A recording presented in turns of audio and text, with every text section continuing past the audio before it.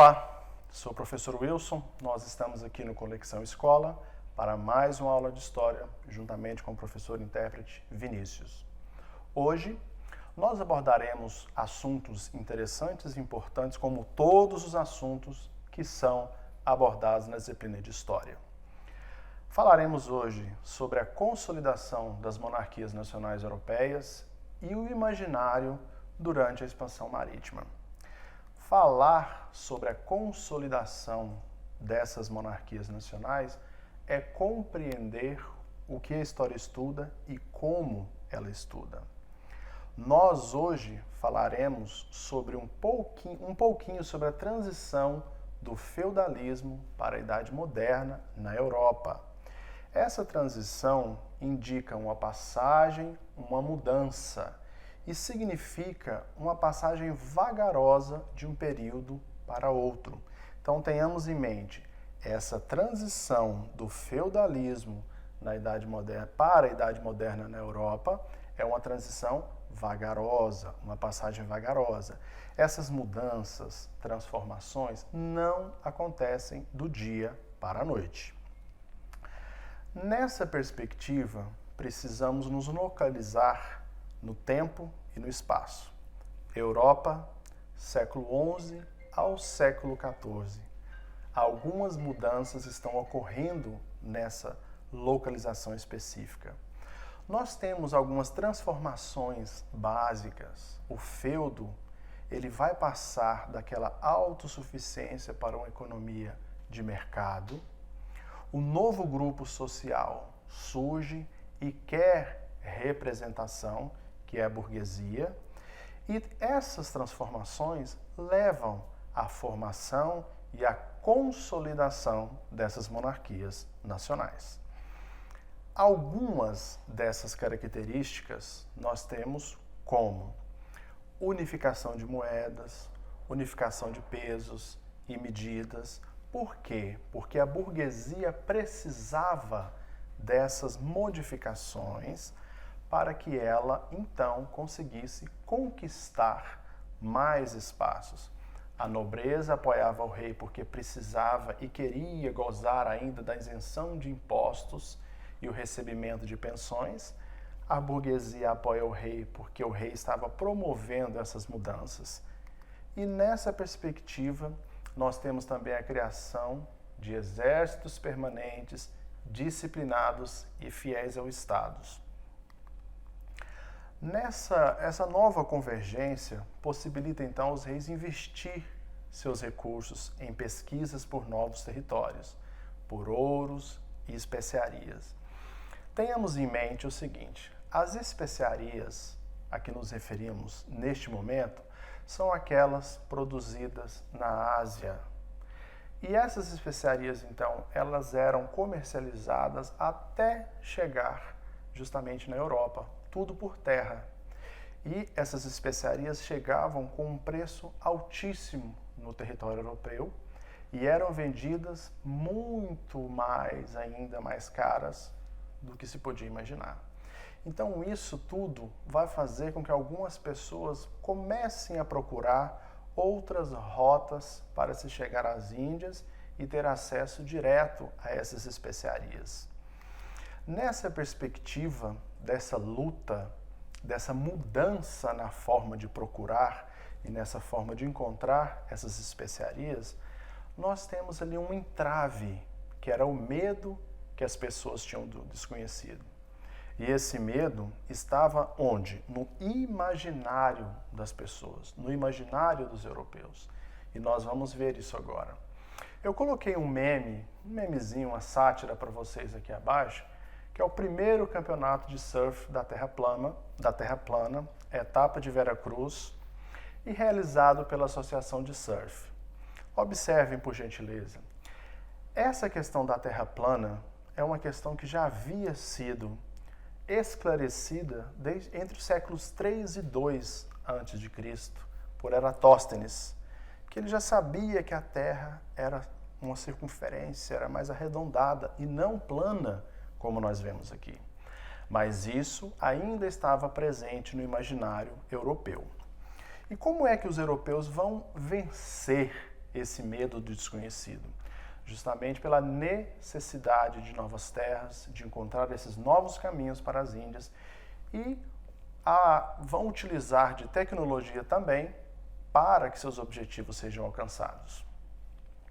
De acordo com o dicionário online Dício, imaginário é aquilo que só existe na imaginação, um bem imaginário quimérico. E aí essa questão do medo estava muito presente nos europeus. E não só o medo do mar e do desconhecido, mas do que poderia existir também nesse mar. Nessa perspectiva de descoberta e de conhecimento, de descobrir novas áreas, observem, por gentileza, esse mapa que aqui aparece numa representação do mundo até então conhecido.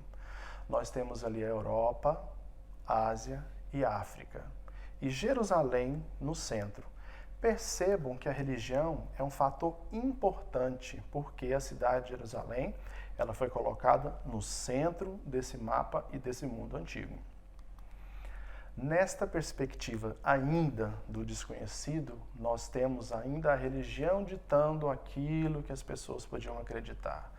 Neste slide aqui, nós temos a divisão da terra feita pelos filhos de Noé. Nós temos Sem na Europa, dando origem às civilizações europeias.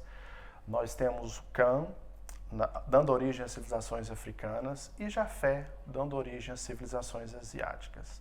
Esse era um mundo, então, conhecido para essas pessoas.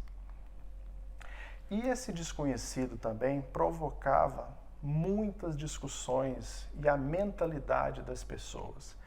Esse exemplo dessa ilustração que eu trago para vocês era o que estava nesse imaginário de como seriam os habitantes dessas outras regiões, as quais eles ainda não conheciam, mas imaginavam como seriam.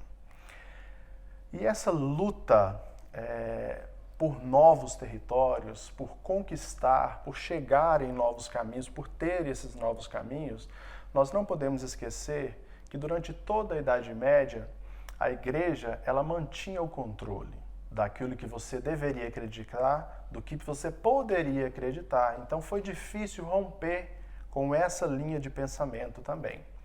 E essas imagens, elas representam importantes aspectos relacionados a essa mentalidade dos europeus e ao imaginário que permeava a mente desses europeus entre o século XV, XVI, XVII e assim sucessivamente, até que essas conquistas fossem efetivadas. Dentro dessa perspectiva do expansionismo português, nós vamos analisar como o domínio de certas tecnologias possibilitou que os portugueses fossem os primeiros a se lançar ao mar, os primeiros a buscar esse novo caminho para essas terras, então, desconhecidas até. Eu trouxe para vocês uma reportagem publicada no jornal O Tempo, que foi intitulada Vida na Roça ficou mais fácil com a chegada da tecnologia. Por que eu trouxe essa reportagem? Para que vocês percebam como a tecnologia ela pode mudar a perspectiva e favorecer o desenvolvimento. Esse cidadão que aparece na foto na cidade de Rio Manso, produtor Custódio Eustáquio, ele usa o telefone celular para fazer o quê? Ele precisa reservar o lugar onde ele vai levar as mercadorias dele, para que chegando lá já esteja o lugar reservado e ele coloque essas mercadorias à venda. Ele deixa claro, que com o uso da tecnologia para reservar esse determinado lugar, ele consegue vender muito mais. Porque antes ele não tinha, ele chegava lá e se não tivesse o lugar para que ele vendesse, teria que voltar. E são 3 toneladas, observem lá, cará, couve-flor, jiló, entre outros. Então, o uso da tecnologia favorece esse desenvolvimento. E nessa mesma perspectiva, a tecnologia favoreceu o acesso a alguns itens tecnológicos permitiram que Portugal fosse o pioneiro. O que é o pioneiro? O primeiro nessa empreitada. O estreito contato com os árabes deu aos ibéricos a oportunidade de conhecer e aprender a utilizar alguns elementos tecnológicos. Observemos 3 desses elementos tecnológicos que nós temos aqui. Nós temos nessa característica o astrolábio, nós temos a bússola e nós temos um quadrante. Todos esses construtos tecnológicos são de origem árabe, que os portugueses aprenderam a utilizar e, necessariamente, eles começaram a utilizar nas grandes navegações e conseguiram, assim, obter sucesso. Eles foram os únicos? Não, mas foram os primeiros.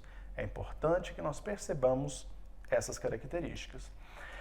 Nessa aula de hoje, nós conceituamos a consolidação das monarquias nacionais, apresentamos e problematizamos o conceito de imaginário, explicamos como o acesso às tecnologias favorece Portugal para que ele seja o primeiro a se lançar ao mar nessa grande expansão marítima.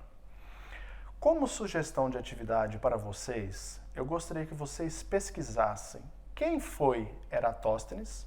Ele viveu lá entre o século III e o século II a.C. E como ele calculou a circunferência da Terra entre o século III e o século II. Ele já sabia que a Terra era esférica e não plana. Nós encerramos por aqui e aguardo vocês na próxima aula.